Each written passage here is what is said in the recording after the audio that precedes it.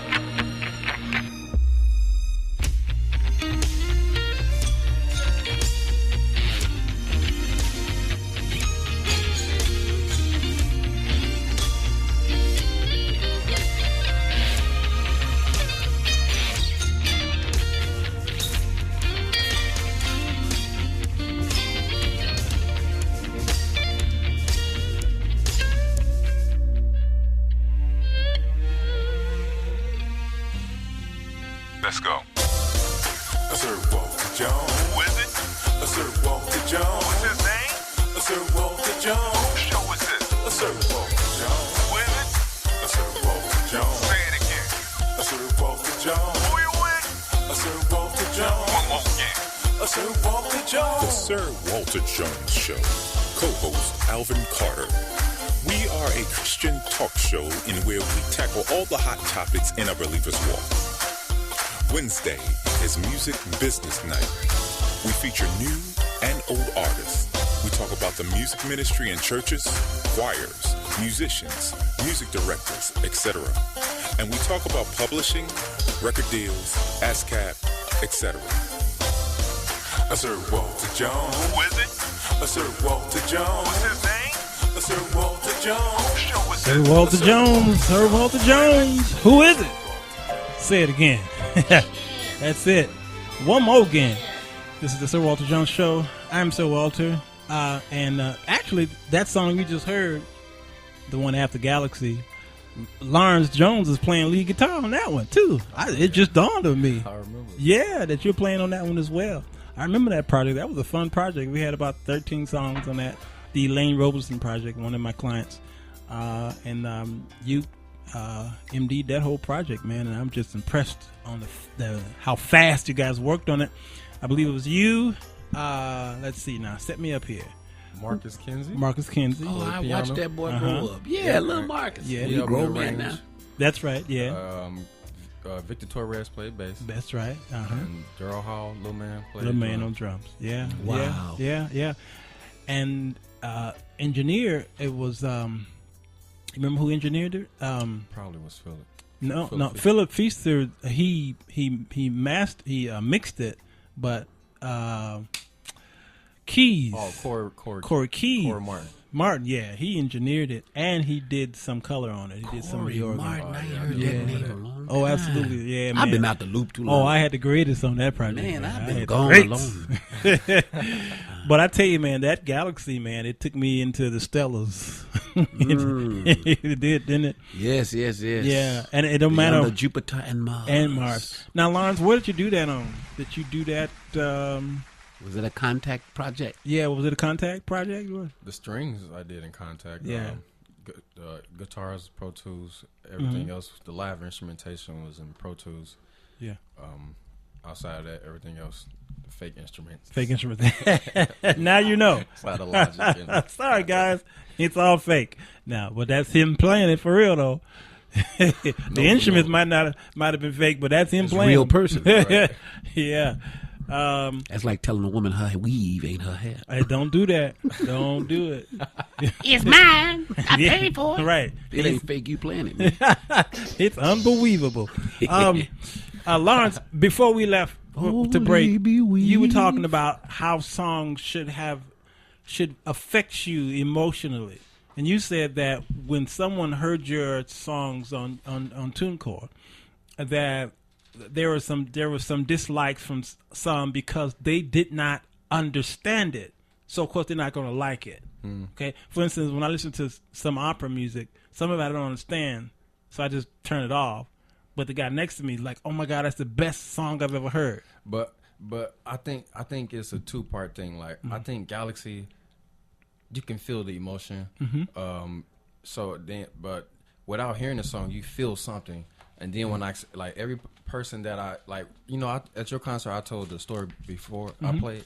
No one else really has heard that story like that, except just random people I tell. Right. So, but when I tell the person the story and they've heard it, they're like, "Oh, okay, it makes sense." Not hearing that story, it makes sense to them, but it don't make complete sense. But they can feel some type of emotion, like there's a meaning from this. So, I think a person smart enough or a person who cares enough to hear that and not necessarily have to hear lyrics, like some of the comments I was saying, because they was expecting lyrics, and no, there's no lyrics. Music can speak without or it can do things that words can't sometimes. You know But that very song can also get a story, become part of someone else's story. right? Yeah. The impact that it may have had on someone else could be equally as important to them as it was to you. And I agree. So I believe that can be up to what the person wants to understand. If they care to think to hear emotional music, the emotion in the music. Some people they can't make a complete emotional connection unless there's lyrics. You know, God designed it that way. Yeah, It's God design. explain. Well, there's a reference, I believe, in Ezekiel or Zephaniah, where it refers to creation, but it also talks about how the heavens and the stars are singing. Then there's also Paul stated in Colossians, encouraging yourselves in songs, hymns, and spiritual songs, making melodies in your heart. Music has a specific purpose. The Psalms were the law, but they had to be put to song so that they can memorize them. I mean, come on, think about it. Our commercial system uses music to sell a product. Sure. Depending upon how they want to push it, they'll use certain instruments for that. For example, if they want it to be sultry and sexual, they'll put a saxophone and a low bass line to it. I never understood that. Yeah. That's why I call it the saxophone. I mean, you And think that's about why it. I don't like hearing just only a saxophone on gospel music. Oh, right. Really? I need a whole when whole they horn want section. energy, they want life, they pull a guitar in that knows how to cut through and bite and really hit the galaxies, if you will. Sure. No pun intended. Yes, or pun intended. But Now pass me that keyboard right there. uh-oh. Okay. Lesson now, workshop. Now let's get into this, Lawrence. Okay. This whole secular thing. All right. Now it's controversial. Oh, yeah. Okay. Now I said on my concert tonight about secular music, and I think I made the statement of what did I say? I said there are no Christian melodies, but there are only Christian lyrics. Okay. And some people looked at me funny because they didn't understand the statement. But when we hear songs played, there are no lyrics. We either like it or we don't like it, but it just feels good to us. Sometimes we don't, and then we adopt that song. For instance, 95.5. Yeah. Okay. One of the songs was what is it? What is it? Let me see. Remember this? Yes. I used to hear this all the time.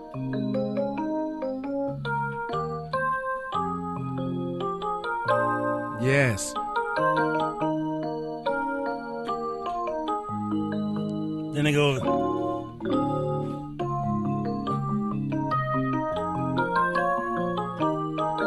Remember that? Yes. All right, now, yeah. Can't cheat me. Okay, all right. Yes. Now that's beautiful, isn't it? Purdy. And I would hear that and say, I got to put some lyrics to that. I got to. Okay, and then of course my lyrics are going to be inspirational, gospel, something dealing with what I'm dealing with at the time. Okay, now R. Kelly might take it. Oh. All right, and it becomes a bump and grind type thing. Okay, sorry, Robert. Come here, little girl. Yeah, come here, little girl. Sorry, Robert. Come here, little girl. Yeah, baby. I like the way you play with your rope. You see? Yeah, I got a whip for you. See? You see what I mean? And that's so there are And no. a jar of peas See, to pour all over you.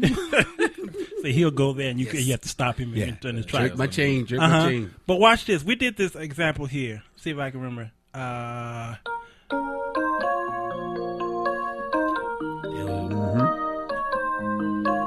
El Shaddai? What is it? El Shaddai. El Shaddai. But it's also That could be any one of them songs from the gospel artists out of Detroit. Or now watch this same tune. Suicide is painless. Suicide is painless. Same tune. Yes, Keith Grant just wrote something. Yes, Thing called for Max. Suicide is painless. is the name of Suicide it. is painless. Okay.